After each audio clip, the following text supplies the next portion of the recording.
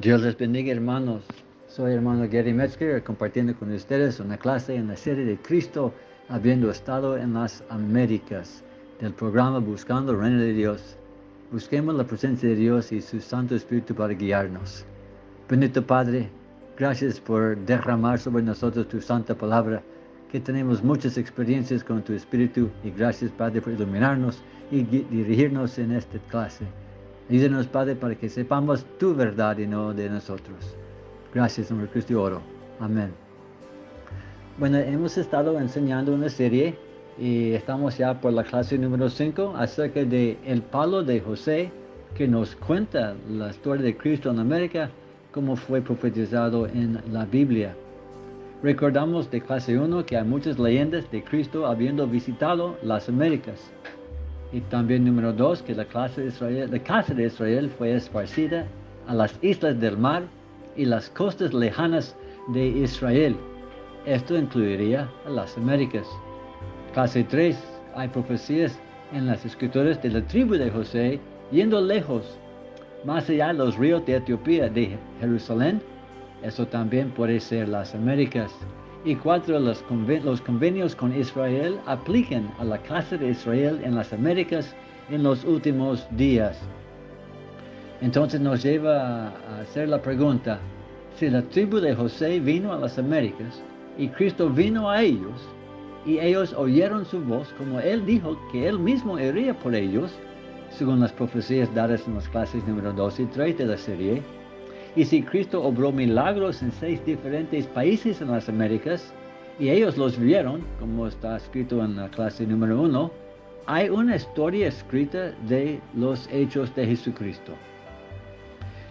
En capítulo 37 de Ezequiel en las Sagradas Escrituras, habla del valle de los huesos secos. Versículo 11 nos dice que los huesos se refieren a la casa de Israel, que no hay vida en ellos. Dios le dice al profeta Ezequiel al profetizar que los huesos secos necesitan oír la palabra de Jehová, en versículo 4. Eso sería en el futuro. Así nacerá la fe para salvación para ellos. Luego, en el mismo capítulo, en versículos 16 y 17, habla de 2 palos, sobre los cuales escribirán, como era la costumbre de los judíos. Así llegan a ser 2 rollos de escritura. Uno viene primero para Judá, el otro viene después para José. Vemos lo que dice la profecía en estos versículos 16 y 17. La palabra de Dios dice: Hijo de hombre, toma ahora un palo y escribe en él para Judá y para los hijos de Israel sus compañeros. Toma después otro palo y escribe en él para José, palo de Efraín, y para toda la casa de Israel sus compañeros. Júntalos luego el uno con el otro, para que sean uno solo, y serán uno solo en tu mano. Creemos que el primer palo o libro es la Biblia, la historia para Judá escrita por ellos. Dice, toma ahora. Entonces era ahora que ya existía este palo. Eso llegó primero, la Biblia. Después habrá otro palo, el de José. La Biblia y el otro libro fueron profetizados de existir y serán uno en nuestra mano. Los 2 serán historia sagrada. Hemos visto en las clases anteriores, en Génesis 48, 49 y Deuteronomio 33, unidas con Sofonías 3 y Isaías 18, la tribu de José fue prometida de estar en otra tierra lejana. Estará en las Américas. Por estar lejos de Israel, su historia tiene que estar en otro libro. Es la historia de la tribu esparcida de José, que vendrá por Efraín. Pero para saber cuál es, ¿cuándo llegará el palo o libro de José a la tierra? ¿Cómo podremos entender cuándo se cumple la profecía? La escritura, pues vemos en la profecía de Isaías, capítulo 29, que identifica el tiempo de la llegada del libro por 3 características del versículo 17 al 19. Dice la palabra de Dios: no se convertirá de aquí a muy poco tiempo el Líbano en campo fructífero, y el campo fértil será estimado por bosque. En aquel tiempo Los sordos oirán las palabras del libro, y los ojos de los ciegos verán en medio de la oscuridad y de las tinieblas. Entonces los humildes crecerán en alegría en Jehová, y aun los más pobres de los hombres se gozarán en el Santo de Israel. La primera característica es: en aquel tiempo el libro estará. El tiempo en versículo 17, cuando el Líbano será convertido en campo fértil, después de 2 milenios de estar seco. Pero cuando terminó esta sequía, podemos leer que este tiempo predicho en este capítulo iba a ser un poco tiempo antes de que el Líbano se hizo fructífero, cuando llegó el libro, después de siglos de sequía, con solamente una temporada de crecimiento. Así fue desde el tiempo de Cristo por casi 2000 años. Entonces, cuando terminó la sequía, la historia muestra que en los años 1852 y 53, la temporada tarde de lluvia cayó otra vez sobre el Líbano. Hay varios testimonios de esto. Primero es de Louis Van Buren, en una carta mientras que él visitaba la Palestina en 1866. Él escribe: es un hecho de que la lluvia y el rocío han sido restaurados recientemente en 1853. La lluvia temprana del otoño y la lluvia tardía de la primavera fueron restauradas para sorpresa de los nativos. Y no solamente esto, también otro señor, tenemos confirmación del tiempo. Es el reverendo Hugo Stowell, que escribió en el Scottish Presbyterian Magazine en 1853, casi exactamente el mismo tiempo. En el textbook de Parsons, en la página 205, nos dice: no sé si sabes del hecho o no, pero está completamente comprobado que la lluvia temprana regresó el año pasado a Jerusalén. Una lluvia que ha sido retenida, como entendemos, desde que los judíos fueron esparcidos. Dos personas no conectadas en nada con lo que trabajamos nosotros, los dos dijeron lo mismo. Y otro testimonio es el misionero Henry Schaeffer, que fue a Israel en medio de la década de los 70 y habló a un rabí judío, quien tenía una finca afuera de Tel Aviv. Este rabí le dijo que él fue tan sorprendido como todo crecía tan hermosamente, cuando por casi 2000 años nada crecía. El misionero le preguntó si sabía cuándo ellos recibían sus primeras lluvias tempranas después de siglos de sequía. Sin pensar, el rabí le dijo que fue en la primavera de 1842.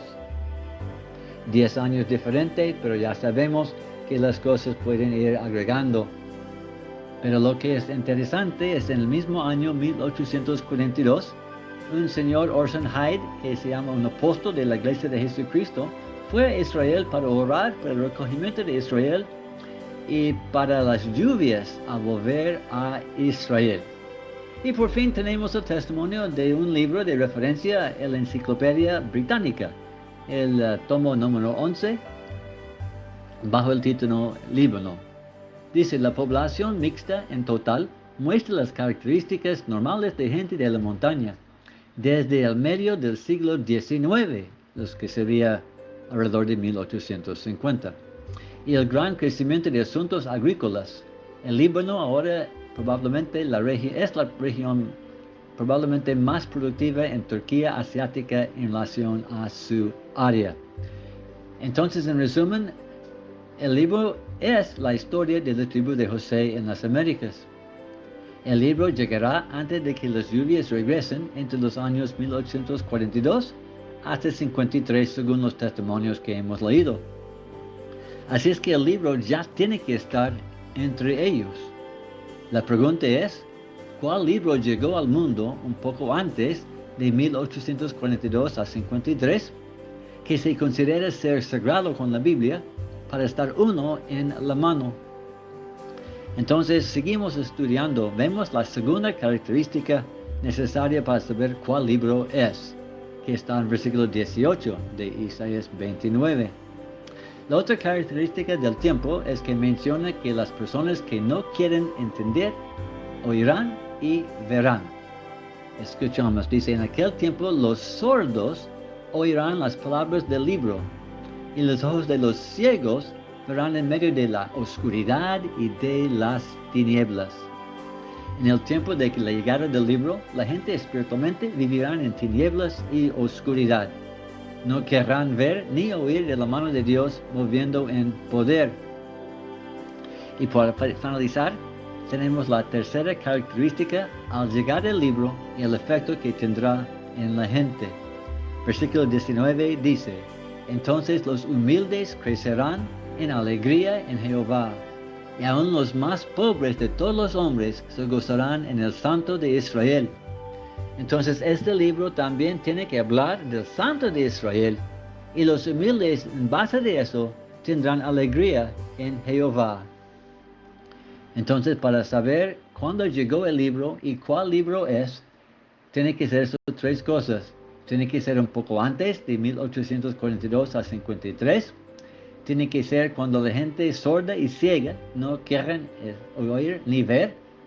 Y número 3, tiene que enseñar del Santo de Israel y se cree libro sagrado con la Biblia para estar uno en la mano. Solamente hay un libro que propone de ser esas tres cosas. Y es el libro de Mormón, lo cual fue publicado en 1829, solo 13 a 24 años antes de aquel día que se menciona que sería un poco tiempo, cuando el Líbano se hizo fértil, desde 2000 años de espera.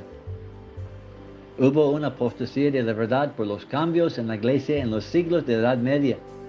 La oscuridad fue derrotada por la luz de la palabra de Dios, como dice en Ezequiel 37. Los sordos espirituales oyeron las palabras del libro de Mormón en aquel día en 1830. Ellos no creyeron en milagros, visitación de ángeles y de visiones espirituales. Todo esto los ojos empezaron a ver en esta restauración de verdad. Los humildes de la casa de José tendrán alegría. Los huesos secos oirán la palabra de Jehová. Tenemos que recordar del versículo 19 que son los humildes que crecerán en alegría en Jehová, no aquellos que se creen doctos como los fariseos. El libro es destinado a uno de los más pobres de los hombres, y el tema del libro tiene que ser el Señor, el Santo de Israel, Jesús, y eso es el tema central del libro de Mormón. Aquí es una lista de palabras que aparecen en el libro de Mormón y cuántas veces. Por ejemplo, el nombre de Jesús, Cristo, aparece 337 veces. Hijo de Dios, 116 veces. Mesías, 30. Expiación, 26. Salvador, 12. Redentor, 41. Santo de Israel, 41. Cordero de Dios, 37. La resurrección, 61. Y Señor Jesús, 18 veces. En la próxima clase veremos el contexto de Isaías 29 con los eventos de la restauración, a ver si en verdad concuerdan con la salida de la tribu de José de Israel, como está profetizado en Isaías 37, 32 y también en Isaías 18 y en Génesis 48 y 49. Gracias por escucharnos y vamos a pedir la bendición de Dios. Bendito Padre, yo sé que solamente por tu boca sale tu palabra y por los oídos de tu pueblo podemos reconocerlo por tu Espíritu Santo. Ayúdanos, Padre, para entender qué es ese palo de José, qué es la historia de la tribu de José que tú mismo esparciste al mundo, para que en los últimos días den su testimonio al mundo de Jesús. Ayúdanos, Padre, a escudriñar a todo y solamente retener lo bueno. Bendice a todos aquellos, Padre, que escuchen y evalúen y oren a ti para que tu nombre sea exaltado en ellos. Que Dios, Padre nuestro, bendiga a todos los oyentes. En nombre de Cristo yo oro. Amén. Gracias, hermanos. Que Dios les bendiga y seguimos en el senda del Señor.